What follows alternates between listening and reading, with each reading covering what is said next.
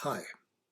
Bill King is a pseudonym I use to protect my loved one and the family in a situation where dementia is still regarded as something of a stigma and a taboo subject.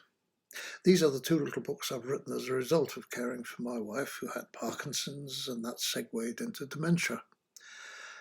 The book on dementia explores why the caring role is still playing catch up with the rest of the services surrounding the modern day packages available for people living with dementia.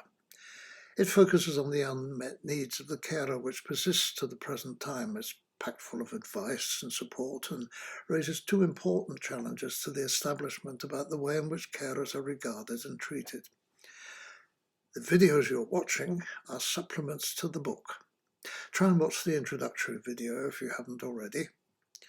This time, I concentrate on the problem of memory loss, what it is, and how to handle it.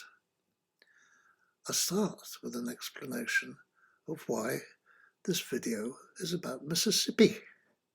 Why, I hear you cry, this river and not one that's a lot easier to spell.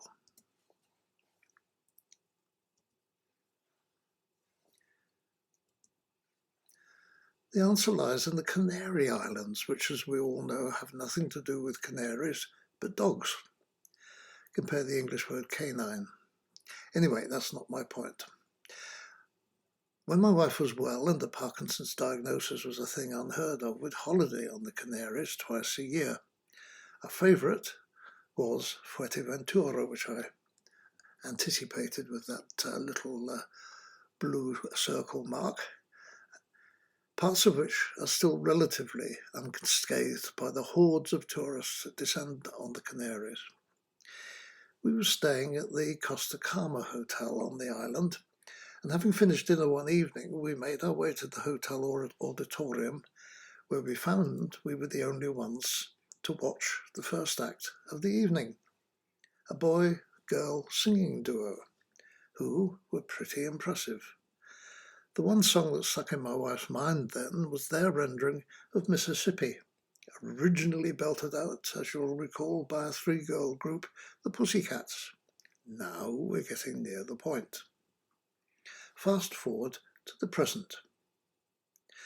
On a recent visit to her care home, our fairly one-sided conversation turned to songs she liked. I mentioned that I'd come across the Pussycats singing Mississippi on YouTube and asked her if she recalled it. Now, that could be tricky territory, as we'll see in a moment when I dive into short and long-term memory in detail. She brightened up and nodded, but you can never tell if she was just being compliant or actually did remember. I croaked out a couple of bars of the tune. Mississippi, you'll be glad to hear that's all you're going to get from me. And that seemed to strike a chord with her, pun intended. Now, the real question that bugged me was, did she actually remember the song? Was she just saying yes because it's part of her character not to like to admit to not knowing something? Is she faking recognition to please the carer, in other words? Second option, is this a genuine recollection of times past? And if so, does it mean her memory in quotes is getting better? And the thoughts kept buzzing around in my head when I got back from the visit. So I decided to put together a layman's view of memory from what I'd gathered, so I could pass it on to you in an attempt to make sense of this riddle. Did the missus know Mississippi, or did her mind give it a miss? Eyes down, as they say. Brainy stuff coming up. Now, this, if this would kindly appear, there it is a human head with a brain in it. This is the most mysterious part of the body, a grey lump of living material which can outperform just about every computer on the planet, which somehow gets to break down in diseases like Alzheimer's and the various other brands of dementia. So, let me try and make some sense of what's going on inside the head as far as memory is concerned.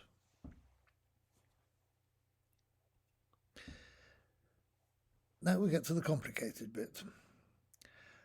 I'm going to show you what happens to our two main types of memory, short-term and long-term, when dementia strikes. That point is marked on the screen by the vertical blue line running down the middle.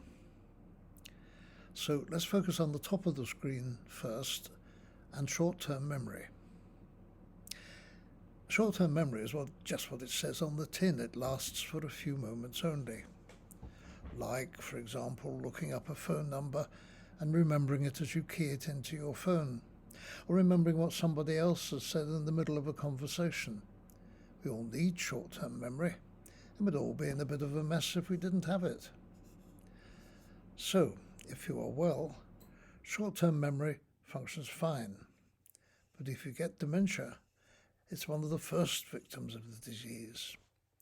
That's what happens when, for example, your loved one is speaking and then suddenly stops in the middle of a sentence, unable to recall the next word they want to say.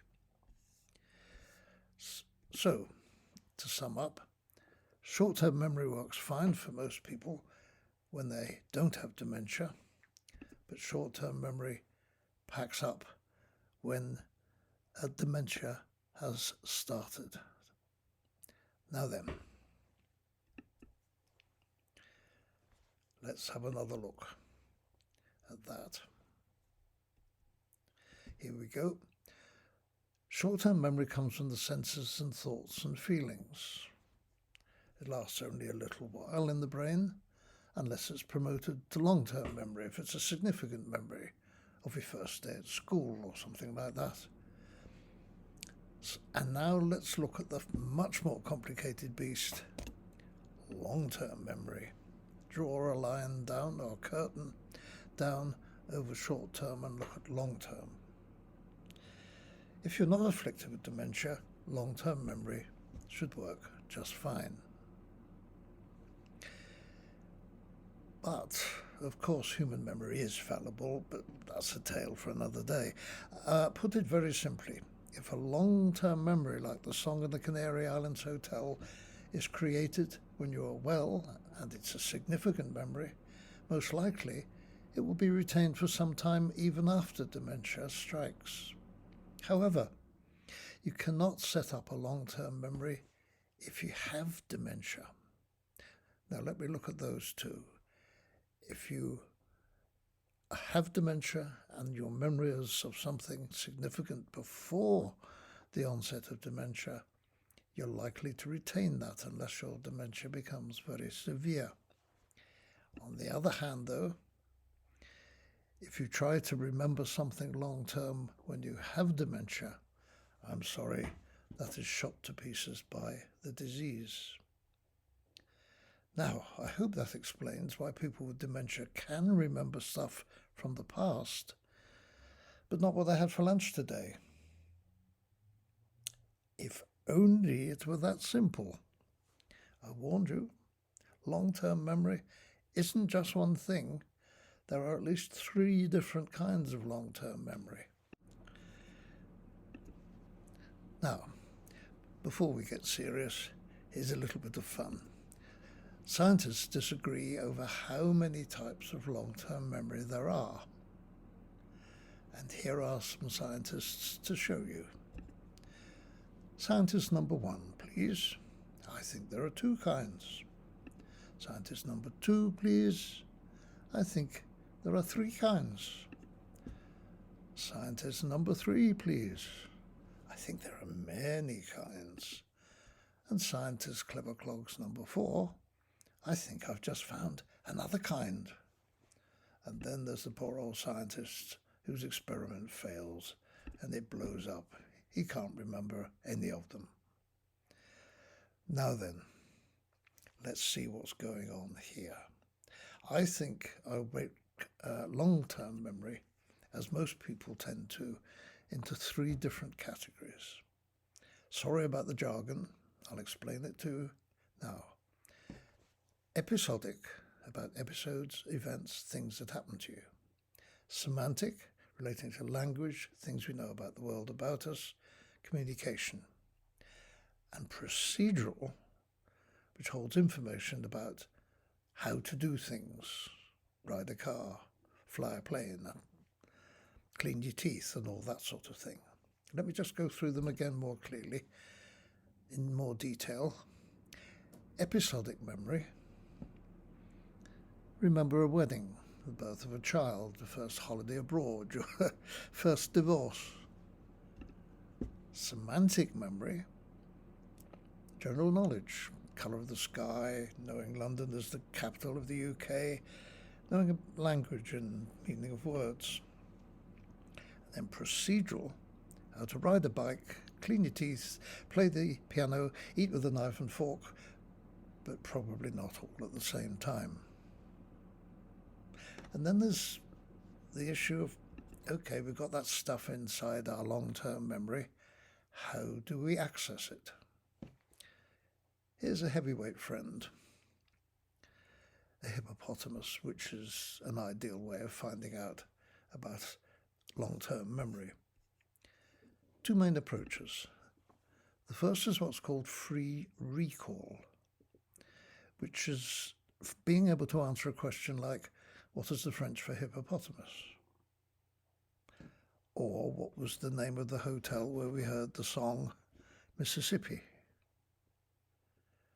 That is quite a challenge, a cognitive steep hill to climb. On the other side, a much more easy to understand recognition. Which of the following is the French for hippopotamus? A series of multiple choices, and even someone with no French at all can work that one out. And if you have, what was the song that you remember? Was it I don't want to fall in love again, etc., etc., or is it Mississippi? And that will make it very easy. As a one-time language teacher, I know this is a key difference for people who don't have dementia even. Namely, it's a far easier thing to recognize a word and the much tougher one of dredging it out of your brain instantly in the middle of a sentence, remembering it and then going on to the next word. That's why modern languages, foreign languages, are so challenging, unless you happen to be far brainier than me. Just one more thing, which is a very tricky question about long-term memory. Much has been made of the beneficial effects of various therapeutic interventions on dementia, and music's never far from the centre of attention. That's why I referred to the Mississippi example. No one denies that many patients perk up at the sound of a familiar tune and join in, even remembering the words.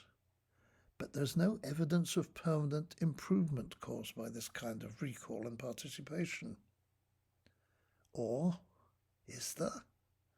Well, my view is simple. Does it really matter? If you see your loved one becoming animated for a while, for whatever reason, including hearing Mississippi, it'll make you feel good and even help hold at bay the negative thoughts accompanying observing the decline which dementia inevitably brings. If that's all it does, that's something valuable to yourself, something you can cherish. So that's the end of this little episode in which we have explored short-term, long-term memory and the challenges that they present to people with dementia. Please give me a thumbs up and subscribe, and click on the notification bell to get details of upcoming videos. Links to more videos are on screen.